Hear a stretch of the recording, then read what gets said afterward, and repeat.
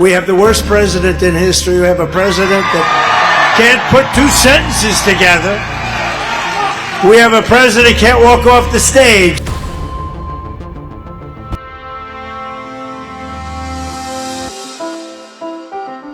America अपने इतिहास के कुएं और खाई वाले मोड़ पर खड़ा है। लगभग 4 महीने बाद राष्ट्रपति चुनाव वहां होने वाला है और लोगों के सामने 2 सबसे बड़े विकल्प हैं, 82 बरस के अनफिट जो बाइडेन और 78 बरस के घोषित अपराधी डोनाल्ड ट्रंप। दिलचस्प यह है कि अमेरिका का संविधान ना तो उम्रदराज और ना ही सजा याफ्ता शख्स को चुनाव लड़ने से रोकता है। 27 जून 2024 को हुई पहली प्रेसिडेंशियल डिबेट के बाद बाइडेन की फिटनेस और उम्र का मुद्दा सबसे ऊपर हो गया है। उनकी अपनी डेमोक्रेटिक पार्टी उनसे भरोसा खोती जा रही है। बाइडेन को रिप्लेस करने तक की चर्चाएं शुरू हो गई। नमस्ते, मेरा नाम है कुलदीप। आज हम उम्र की राजनीति पर बात करने वाले हैं। पहले ये क्लिप देखिए।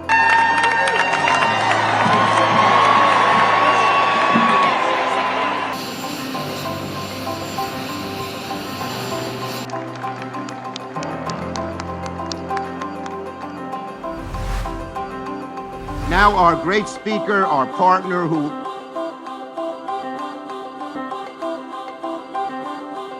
जब ऐसी तस्वीरें बाहर आती हैं, अमेरिका में हलचल मचती है। न्यूज़ चैनलों पर सुर्खियां बनती हैं कि President Biden falls on stage, President falls on the stairs of air force 1, Biden gaffes. बिल्कुल ऐसा रिएक्शन होता होगा जो बाइडेन के विरोधियों का। मगर ये विरोधी हैं कौन? चूंकि नवंबर 2024 में अमेरिका में राष्ट्रपति चुनाव होना है और बाइडेन डेमोक्रेटिक पार्टी के संभावित उम्मीदवार भी हैं, इसलिए उनकी डगमगाहट पर सबसे ज्यादा नजर रिपब्लिकन पार्टी की रहती है। अमेरिका में 2 पार्टियों का दबदबा है, डेमोक्रेटिक और रिपब्लिकन। सत्ता उन्हीं के बीच बदलती रहती है। बाइडेन डेमोक्रेटिक पार्टी से हैं और रिपब्लिकन पार्टी से डोनाल्ड ट्रंप की उम्मीदवारी लगभग तय है। अगर आप ट्रंप का सोशल मीडिया अकाउंट देखें तो वहां आपको बाइडेन के लड़खड़ाने वाले कई वीडियोस मिल जाएंगे, फनी कैप्शंस के साथ, funny according to Trump supporters.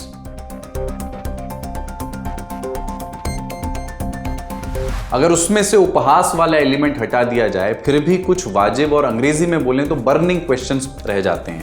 क्या जो बाइडेन राष्ट्रपति बने रहने के काबिल हैं? क्या उनकी उम्र उनका साथ नहीं दे रही है? क्या उनको राजनीति से अब रिटायर हो जाना चाहिए? जो बाइडेन 81 बरस के हैं, चुनाव होते होते 82 के हो जाएंगे। अगर एक और कार्यकाल मिलता है उनको तो 86 की उम्र तक वो पद पर बने रहेंगे। अमेरिका के इतिहास में उनसे उम्रदराज राष्ट्रपति नहीं हुआ है, मगर बाकी दुनिया में हुए हैं और उन्होंने जिम्मेदारियां निभाई भी हैं। और सवाल उठता है कि उम्र की राजनीति जो बाइडेन पर भारी क्यों पड़ रही है और बाइडेन को सपोर्ट करना अमेरिका में बहुत सारे लोगों की मजबूरी क्यों बन गया है। आगे चलें, उसके पहले पॉलिटिकल सिस्टम समझ लेते हैं। अमेरिका में आप जानते हैं कि प्रेसिडेंशियल सिस्टम चलता है। हेड ऑफ द स्टेट और हेड ऑफ द गवर्नमेंट दोनों ही राष्ट्रपति होते हैं। कार्यपालिका की शक्ति भी उन्हीं के पास होती है। ये भारत से थोड़ा सा अलग है। भारत में हेड ऑफ द स्टेट राष्ट्रपति होते हैं, उनके पास नाम मात्र की शक्तियां हैं। असली पावर प्रधानमंत्री के पास होती है, वो हेड ऑफ द गवर्नमेंट वही होते हैं। यानी भारत में सबसे ताकतवर शख्स हुआ प्रधानमंत्री। अभी अमेरिका पर लौटते हैं, जहां सबसे ताकतवर शख्स होता है राष्ट्रपति। इसको ग्लोबल स्तर पर आप देखें तो अमेरिका के राष्ट्रपति को दुनिया का सबसे शक्तिशाली व्यक्ति कह सकते हैं। कैसे? अमेरिका दुनिया की सबसे बड़ी अर्थव्यवस्था वाला देश है।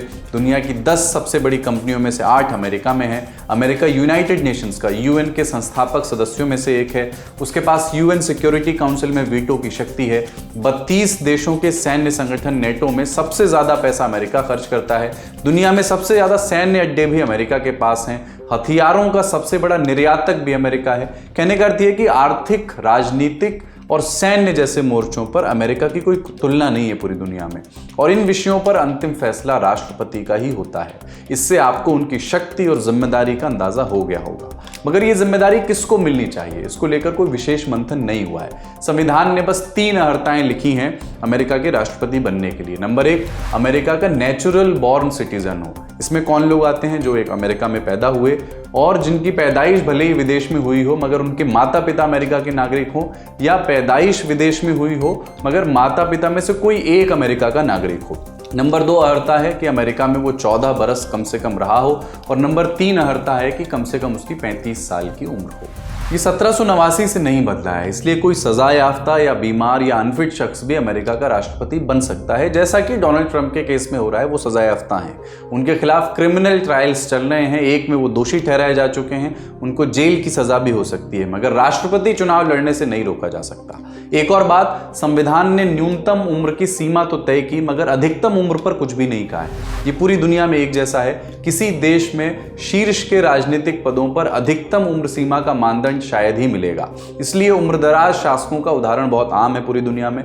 कुछ उदाहरण आपको बता देते हैं। वेस्ट अफ्रीका में बसे मलावी में हेस्टिंग्स बेंडा 1994 तक राष्ट्रपति रहे, तब उनकी उम्र 96 बरस की थी। महातिर बिन मोहम्मद फरवरी 2020 तक मलेशिया के प्रधानमंत्री रहे, उनकी उम्र उस समय 94 बरस थी। जिम्बाब्वे में रॉबर्ट मुगाबे, आपको याद होंगे, 93 की उम्र तक उन्होंने सरकार चलाई। इजराइल में शिमोन पेरेज 2014 तक राष्ट्रपति की कुर्सी पर रहे, जब उन्होंने कुर्सी छोड़ी तो 90 साल के थे। सेंट्रल अफ्रीका में एक देश है कैमरून, नाइजीरिया का पड़ोसी है, कैमरून के राष्ट्रपति पॉल बिया 91 साल के हैं। आयरलैंड के मौजूदा राष्ट्रपति जो हैं माइकल हिगिंस, वो भी 83 बरस के हैं। इस लिस्ट में हमने उन्हीं देशों का नाम लिया है जहां राष्ट्रपति का चुनाव जनता के डायरेक्ट वोट या जनता के प्रतिनिधियों के वोट से होता है। इसी क्रम में अमेरिका के जो बाइडेन का नाम भी आता है, वो उन चुनिंदा सत्ताधीशों में से हैं जिनकी उम्र 80 के पार कर चुकी है। जब नवंबर 2024 में अमेरिका में वोटिंग होगी तब वो 82 के हो चुके होंगे, और अगर वो चुनाव जीतते हैं तो कार्यकाल के अंत तक 86 की उम्र उनकी पहुंच चुकी होगी। अमेरिका में कोई व्यक्ति 2 टर्म से ज्यादा बार राष्ट्रपति नहीं रह सकता, इसलिए बाइडेन 86 के बाद वो कुर्सी पर नहीं रह पाएंगे। हालांकि तब तक वो एक अनोखा रिकॉर्ड बना चुके होंगे, the oldest US president to serve in the office. उनसे पहले ये रिकॉर्ड रोनाल्ड रीगन के पास था। रीगन 69 की उम्र में राष्ट्रपति बने थे, जब कुर्सी से उतरे तो उनकी 77 की उम्र थी। बाइडेन ने पहले कार्यकाल में ही ये रिकॉर्ड तोड़ दिया था। उन्होंने 78 की उम्र में शपथ ली थी। उन्होंने सभी अहर्ताओं को पूरा किया था और बाकायदा चुनाव भी जीता था। मगर कार्यकाल के बीच में बहुत कुछ ऐसा हुआ और हो रहा है जिसने उनकी विश्वसनीयता को खतरे में डाल दिया है। कुछ उदाहरण आप देखिए। 8 मार्च 2021 जो बाइडेन को राष्ट्रपति बने 1.5 महीना ही हुआ था, व्हाइट हाउस में वो भाषण दे रहे थे। उसी बीच में रक्षा मंत्री का जिक्र आया, मगर वो उनका नाम भूल गए। सितंबर 2021 बाइडेन यहूदी नेताओं के साथ बात कर रहे थे। वहां उन्होंने दावा किया कि उन्होंने ट्री ऑफ लाइफ सिनेगॉग में समय बिताया है। ये सिनेगॉग पेंसिल्वेनिया के पिट्सबर्ग शहर में है। अक्टूबर 2018 में वहां 11 लोगों की हत्या कर दी गई थी। बाइडेन ने वहां समय बिताने और पीड़ितों को याद करने का दावा किया था। बाद में व्हाइट हाउस को यह कबूलना पड़ा था कि उनका दावा गलत था, फर्जी था। मार्च 2022 में भी कुछ ऐसा हुआ कि बाइडेन पोलैंड में थे। वहां प्रेस के सामने वो बोले कि पुतिन को कुर्सी से उतार देना चाहिए। कहा गया कि बाइडेन तख्ता पलट के लिए उकसा रहे हैं। बाद में व्हाइट हाउस को सफाई देनी पड़ी कि राष्ट्रपति का मतलब कुछ और था। सितंबर 2022 में बाइडेन व्हाइट हाउस में प्रेस कॉन्फ्रेंस कर रहे थे। वहां इंडियाना स्टेट से आने वाली सांसद जैकी वालोस्की का नाम वो पुकारने लगे अचानक, जबकि 1 महीने पहले ही जैकी की मौत हो चुकी थी। फरवरी 2024 में बाइडेन इजराइल हमास युद्ध पर पत्रकारों से बात कर रहे थे। वहां पर वो हमास का नाम भूल गए। कई बार याद करने के बाद भी उनको ध्यान नहीं आया। फिर उन्होंने हमास के बदले अपोजिशन शब्द का इस्तेमाल किया। बयानों में हेरफेर से इतर भी बाइडेन कई बार कमजोर दिखे हैं। एयरफोर्स 1 में चढ़ते हुए गिर जाना, स्टेज पर लड़खड़ा जाना, हाथ मिलाने के बाद भूल जाना या अचानक से खो जाना। हालिया केस इटली में हुए G7 समिट का है, जहां पैराशूट इवेंट में बाइडेन किसी और तरफ ध्यान देते हुए दिखते हैं। फिर इटली की प्रधानमंत्री जॉर्जिया मेलोनी उनका हाथ पकड़ के उनको वापस लाती हैं। डोनाल्ड ट्रंप, उनके समर्थकों और कॉन्स्पिरेसी थ्योरीज फैलाने वाले लोगों ने इसको अपने हिसाब से पेश किया है। कहा गया कि बाइडेन मानसिक और शारीरिक तौर पर फिट नहीं है, उन्हें जबरन कुर्सी पर बिठाया गया है, चाबी सत्ता की किसी और के पास है और वो राष्ट्रपति बने रहने के काबिल नहीं है।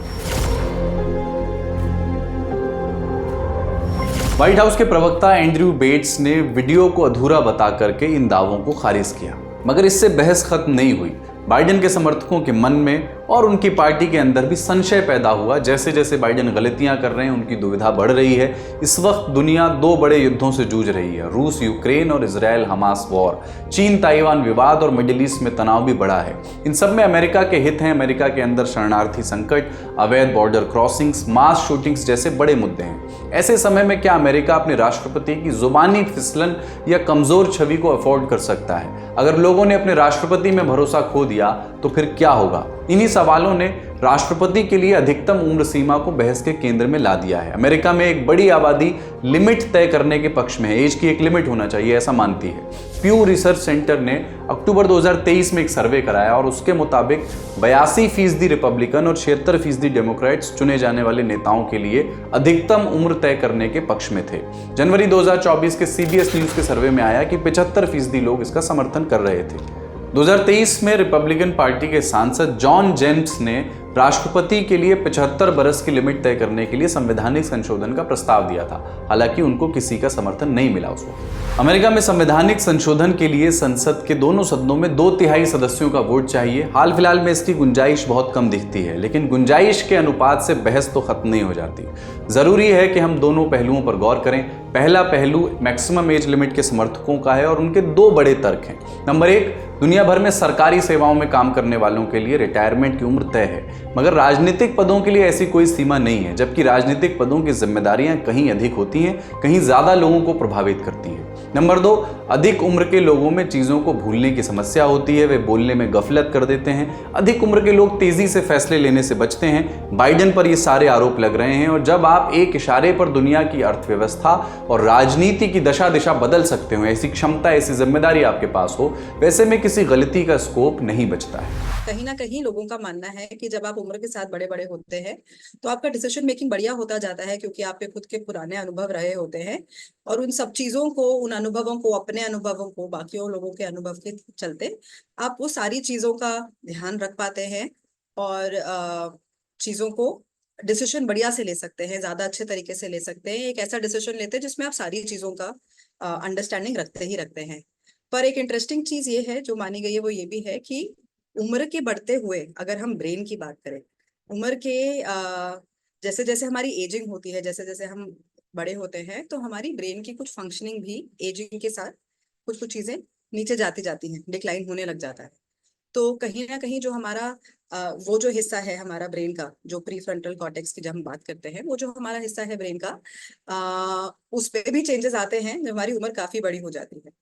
तो कहीं ना कहीं डिसीजन मेकिंग एक उम्र के बाद, जब हम देखते हैं, होती भी है, पर एक उम्र के बाद ऐसा भी देखा जाता है, हर केस में नहीं होता है, पर ऐसा भी देखा जाता है क्योंकि हमारी ब्रेन की फंक्शनिंग में भी चेंजेस आते हैं, स्ट्रक्चर में भी चेंजेस आते हैं, तो शायद वो डिसीजन मेकिंग हमारी कहीं ना कहीं डिक्लाइन भी हो जाती है।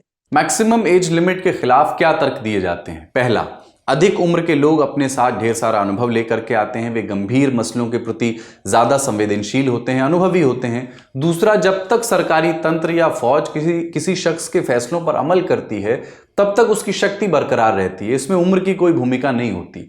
तीसरा, उम्र का असर हर किसी पर एक जैसा नहीं होता, उम्र के अलग अलग पड़ाव पर लोग मजबूत और कमजोर हो सकते हैं, उनकी मेंटल कंडीशन भी अलग हो सकती है, इसलिए कोई मानक तय करना ठीक नहीं है। बाइडेन की बात करें तो हर साल उनका मेडिकल टेस्ट होता है जिसमें मेंटल और फिजिकल फिटनेस चेक किया जाता है। अभी तक वो ड्यूटी के लिए फिट बताए गए हैं। यूथ के साथ एक हम जवान है के साथ एक वो चीज आती है ना कि हमारे सब जो आइडियाज होंगे, जो हमारे विचार होंगे, वो नए होंगे, वो मॉडर्न होंगे, वो ट्रेडिशनल नहीं होंगे।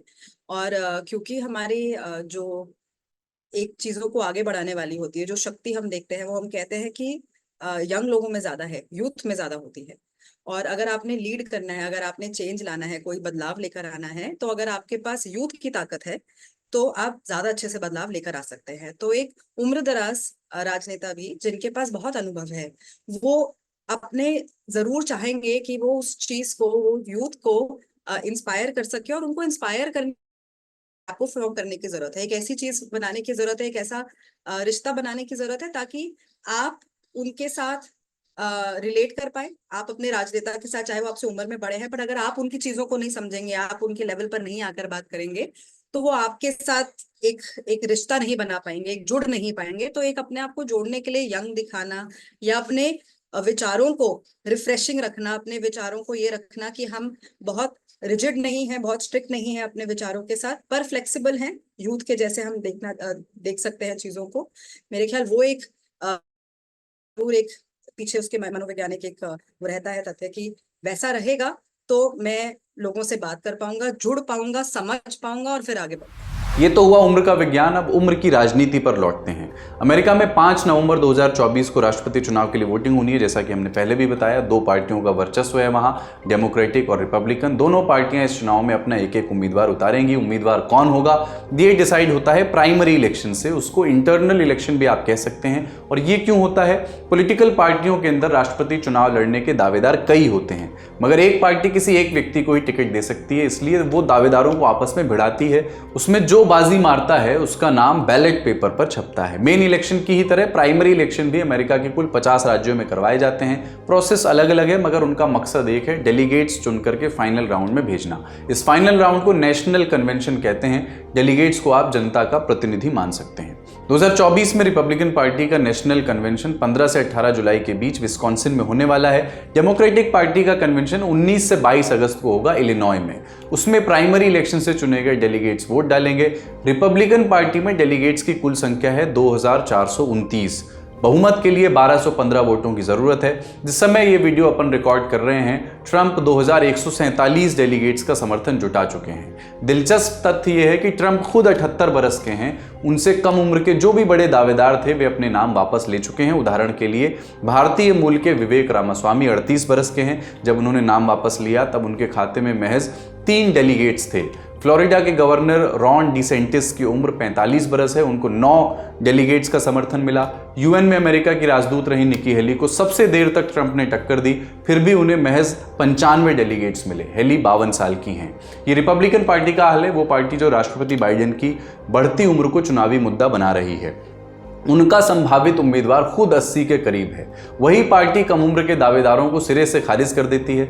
कई जानकार मानते हैं कि ये ऑप्टिक्स की लड़ाई है, इसमें नैतिकता की उम्मीद करना बेमानी है। अब क्या हो गया, वो डिबेट में जिस तरह से उन्होंने परफॉर्म किया, उससे तो कमजोरी, फिजिकल कमजोरी छोड़ दें आप, लेकिन मेंटल कमजोरी तो नजर आ गई ना लोगों की। He is not able to put sentences together, वो गलत बातें कह रहे हैं, उल्टे बातें कह रहे हैं। तो उससे तो पब्लिक में अब इतनी अफवाह फैल गई थी। पहले जो पुराने जो उनको वीडियोस डिस्ट्रीब्यूट हो रहे थे, जैसा कि G7 की मीटिंग में सारे लीडर्स एक तरफ जा रहे हैं, वो बाइडेन दूसरी तरफ जा रहे हैं, तो लोग कह रहे थे नहीं भाई ये रिपब्लिकन्स को कट करके आउट ऑफ कॉन्टेक्स्ट बता रहे हैं वीडियो। लेकिन अब तो पूरा का पूरा 90 मिनट का कॉन्टेक्स्ट दिख गया। तो एक वो चक्कर है। दूसरी चक्कर है कि थोड़े डिफिकल्टीज है, आदमी बहुत स्टबन है और एरोगेंट है, वो अपने आप को अभी भी बहुत।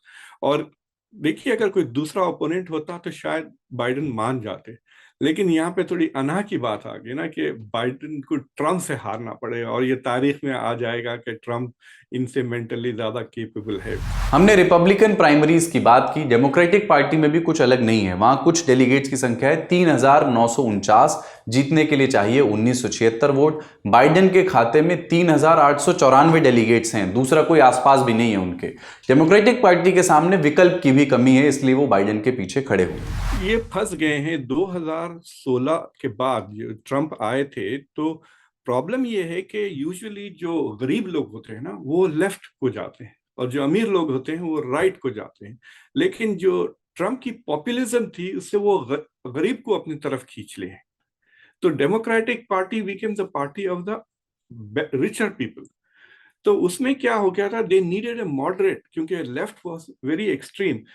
तो 2000 जो 20 का इलेक्शन था, उसमें because of the nature of American politics, Biden एक ऐसे वाहिद शख्स थे जो ट्रम्प नहीं थे और वाज नॉट वेरी लेफ्ट। तो he became the only Democrat who could beat Trump. तो मैंने भी, he was not my first candidate, मैंने मतलब यहाँ पे अमेरिकन मीडिया में बहुत लिखा कि he is my last choice या सेकेंड लास्ट ट्रम्प के बाद, इसलिए उसको वोट दिए हमने। लेकिन अब क्या हो गया कि ये जो डेमोक्रेटिक पार्टी और अमेरिकन पॉलिटिक्स की ट्रेडिशन है कि सिटिंग प्रेसिडेंट को चैलेंज नहीं करते, तो कोई सीरियस प्राइमरीज नहीं हुए, तो we don't know who is the best Democrat today. दूसरी चीज ये है कि पैसा बहुत रेस कर चुके हैं, और एक किस्म से ना जो एस्टैब्लिशमेंट है, democratic establishment, Obama, bill Clinton, Hillary Clinton वगैरह, वो इतने एंटी ट्रम्प हैं कि वो समझते हैं कि अभी भी कि Biden is the only person. लेकिन जो नए लोग आए हैं, अगर आप पोलिंग देखें, बाकी के सारे लोग आर जस्ट 1% बिहाइंड बाइडेन। तो बाइडेन पिछले महीनों में $200-300 मिलियन खर्च करके जिस पोजीशन पे है, दूसरे लोग without even thinking about it are nearly there, right? तो कई कैंडिडेट्स है, फॉर एग्जांपल जो गवर्नर ऑफ कैलिफोर्निया है, Newsom is a very good candidate. New Jersey के जो सेनेटर कोरी बुकर हैं, कोरी बुकर को तो मैं ओबामा 2.0 कहता हूँ। So he is also a very serious, और वो कई चीजें सॉल्व कर देंगे। खुद अफ्रीकन अमेरिकन है, तो कमला हैरिस को बाजू कर दे सकते because of her. She is not very popular, तो वो एक दूसरा प्रॉब्लम है। वर्ल्ड लेवल पर क्या हाल है उम्र के मामले में? प्यू रिसर्च सेंटर की एक रिपोर्ट कहती है कि 1 मई 2024 को वर्ल्ड लीडर्स की औसत उम्र 62 ईयर्स थी, 62 साल। सबसे ज्यादा 34% नेता 60 से 69 के बीच के हैं। उदाहरण के लिए कोलंबिया के राष्ट्रपति गुस्ताव पेद्रो, साउथ कोरिया के राष्ट्रपति यून सुक योल, इंडोनेशिया के राष्ट्रपति जोको विडोडो आदि। 22% वर्ल्ड लीडर्स 50 से 59 की उम्र के हैं। उसमें कनाडा के प्रधानमंत्री जस्टिन ट्रूडो, केन्या के राष्ट्रपति विलियम रूटो, सीरिया के राष्ट्रपति बशर अल असद जैसे नेता हैं। 19% नेता जो हैं वो 70 से 79 के बीच की उम्र के हैं, जैसे कि भारत के प्रधानमंत्री नरेंद्र मोदी, रूस के राष्ट्रपति व्लादिमीर पुतिन, चीन के राष्ट्रपति शी जिनपिंग, इजराइल के प्रधानमंत्री बेंजामिन नेतन्याहू, बांग्लादेश की प्रधानमंत्री शेख हसीना आदि। 40 से 49 की उम्र के नेताओं की संख्या 16% है हिस्सेदारी। इसमें ब्रिटेन के प्रधानमंत्री ऋषि सुनक, इटली के प्रधानमंत्री जॉर्जिया मेलोनी, फ्रांस के राष्ट्रपति इमैनुअल मैक्रों, नॉर्थ कोरिया के supreme leader Kim Jong Un, Mali के राष्ट्रपति असिम गोइता और चाड के राष्ट्रपति महामद डेबी जैसे नेता हैं। 80 से ऊपर के कितने नेता हैं? उनकी संख्या 5% है। इसमें से अधिकतर ऐसे देश हैं जहां राजशाही या निरंकुश शासन व्यवस्था है, जैसे ईरान में सुप्रीम लीडर हैं अयातुल्ला अली खामेनेई, सऊदी अरब में किंग सलमान, कुवैत में अमीर मशाल आदि। इन देशों में लीडरशिप तय करने में जनता की कोई भूमिका नहीं होती। अमेरिका इस मामले में अपवाद है, जहां जनता की चलती है, अभिव्यक्ति की आज़ादी भी है। इसके बावजूद सर्वोच्च नेता 80 से ज़्यादा उम्र का है। अपवादों से इतर देखें तो स्थिर और लोकतांत्रिक देशों में शीर्ष नेताओं की उम्र 60 से 79 के बीच की मिलेगी। फ्रांस, ब्रिटेन, इटली और कनाडा में भी लोकतंत्र है, वहां 40 से 59 के बीच के नेता लीड कर रहे हैं, मगर उनकी कुर्सी के पाए बहुत मजबूत नहीं दिखते। वे अपने पॉलिटिकल फ्यूचर और नीतियों को लेकर के बहुत स्पष्ट नहीं दिखते। इसी एज ग्रुप में ऐसे नेता भी हैं जिनको विरासत में कुर्सी मिली या जिन्होंने हथिया ली, या वे चुनाव जीतने के बाद निरंकुश हो गए, जैसे नॉर्थ कोरिया में किम जोंग उन, अल सल्वाडोर में नाइब बुकेले, बुर्किना फासो में इब्राहिम तरोर, सीरिया में बशर अल असद आदि। अगर इन उदाहरणों को देखा जाए तो कम उम्र के लीडर्स भी मानकों पर खरे नहीं उतरते। फिर एज लिमिट क्या होनी चाहिए, ये कैसे तय हो, और इस बहस की मंजिल क्या है? आपको क्या लगता है, कितनी उम्र में नेताओं को रिटायर हो जाना चाहिए, या आप भी एज इज जस्ट नंबर के समर्थक हैं? अपनी राय कमेंट बॉक्स में हमें बताइए, या फिर ईमेल कर दीजिए दुनियादारी@londantop.com पर। ये वीडियो कैसा लगा ये भी बताइए। सुझावों और सलाहों का स्वागत रहेगा। शुक्रिया।